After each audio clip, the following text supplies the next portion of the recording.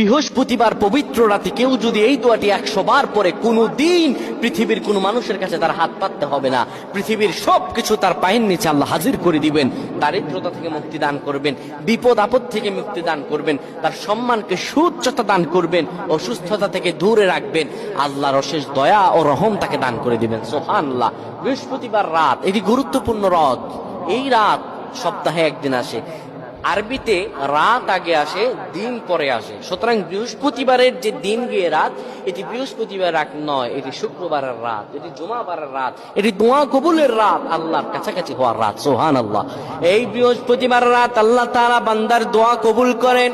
কেউ যদি বৃহস্পতিবার রাতে ঈশা নামাজের পরে পবিত্র হয়ে ইয়া হাইয়ু ইয়া হাইয়ু ইয়া হাইয়ু ইয়া রাফিয়ু ইয়া রাফিয়ু ইয়া রাফিয়ু এই দোয়াগুলো পড়তে পারে 100 বার, আল্লাহ রাব্বুল আলামিন তার মর্যাদা বৃদ্ধি করে দিবেন।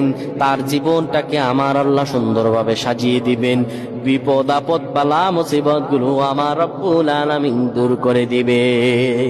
আল্লাহুম্মা আমিন বলেন।